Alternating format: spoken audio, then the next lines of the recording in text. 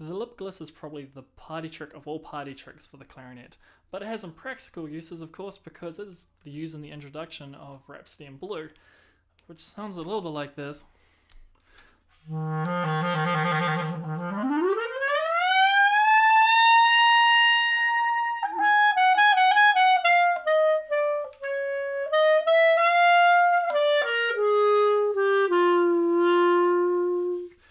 So a little bit like that. However, it's not necessarily restricted to a clarinetist. Now, I'm not going to play Rhapsody in Blue, but at least I'm going to try and demonstrate lip gliss.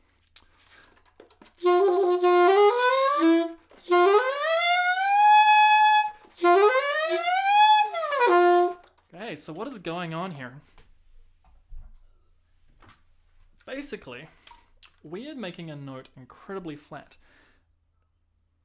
You may notice it on a saxophone, we don't have the open keys. So because we don't have the open keys, it's obviously not just about sliding fingering, although sliding fingers does help. But what's predominantly having the effect here for this lip gliss is to take a note and make it incredibly flat. Then what happens is if we bring it into tune, we're actually then playing the next fingering really, really flat, and then the next fingering up really, really flat. So we're basically doing a whole lot of incredibly flat versions of a note, and then taking it up and up and up and up until we finally get the...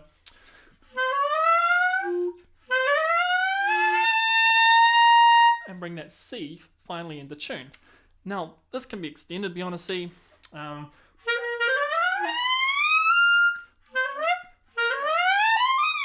And we can possibly go down again.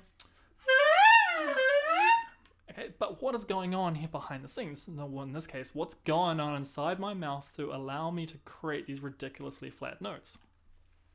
So essentially, rather than 2 2 2, we are going T 2 2 2 or to to to. Kind of like think E or E or E. So we've got like that kind of donkey E or, and we're dropping the back of our tongue, back of our mouth. But literally like saying to, we are creating this massive space. So here's our F. So your normal 2. And we're just going to go 2 or 2, or I can't sing in the same pitch. Now that's about as my limit.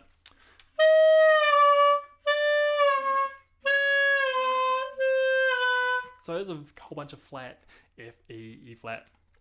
But so what we're doing is as we go up, we play like a D, and we're kind of going to a really flat E. And then as we go up the fingering, we're kind of just flexing our mouth up.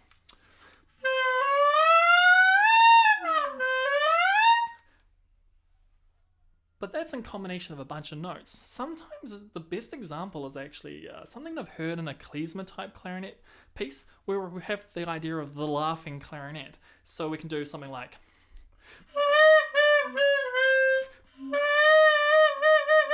So I'm just going T-O-E-O-E-O-E inside my mouth.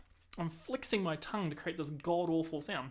Well, god-awful to the ears of, say, some classical trained clarinet that's used to all the concertinos and stuff, but rather than that dirty, raw klezmer type clarinet. So...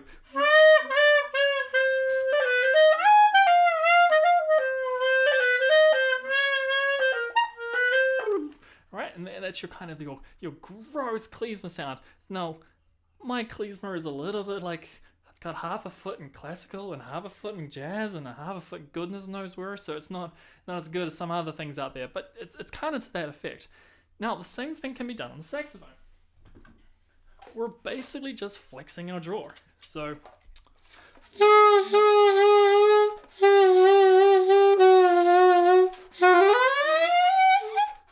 Oh dear. One of these days I'll take this thing to the mechanics and fix up this register key. Okay, so we're just going, just doing these weird flexes with our mouths. Right. But how do we get this thing working in practice? The mouthpiece, by itself, is an incredibly good indicator as to whether or not you can pull this off at all. If you have the right balance of reed and mouthpiece and just embouchure and skill, hopefully you can pitch a note on the mouthpiece. A lot of us always just play with the thing all put together, and we never really think about, okay, I'm just trying to pitch notes. And you think of a trombone player and brass and all those, especially trombone. Actually, you got to have really good ears. You got to not so much pitch with the slide, but you're kind of almost trying to pitch with your mouth.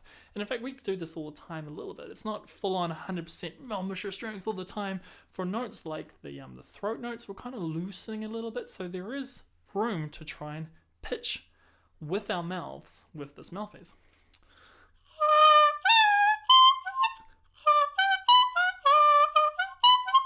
So we should be able to play a reasonably low note.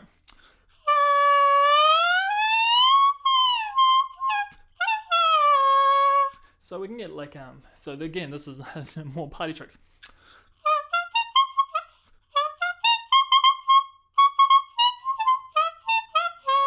Ooh, not having a good day. But anyway, the idea is there. You're just using your mouth to try and pitch these notes. The trick though is to try and get the really, really low one. So most of us are always really too tight. We're also always sitting up here.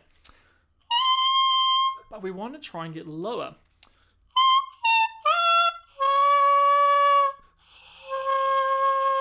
And as you go low, you need more and more and more air. The same thing applies for the saxophone.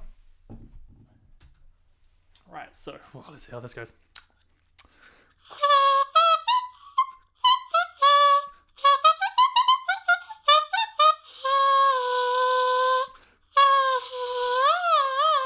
So if you can pull that off, then you've probably got a good indication of whether or not you can pull off these lip glisses. So, back to the saxophone, where we don't have any open keys.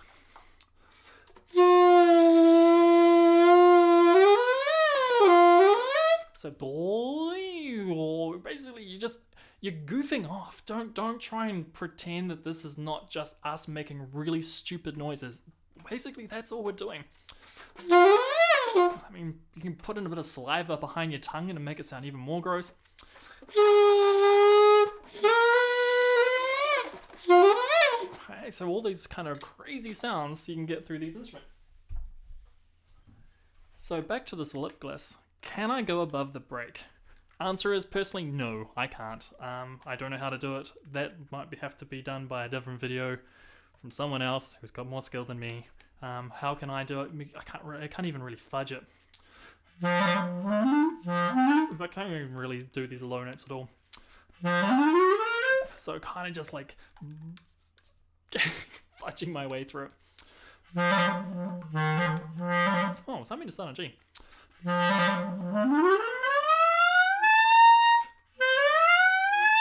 Or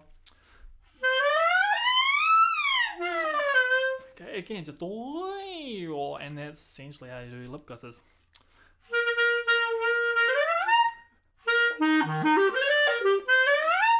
Yeah, well, there we go. That's a brain dump on how to pull off a lip gliss.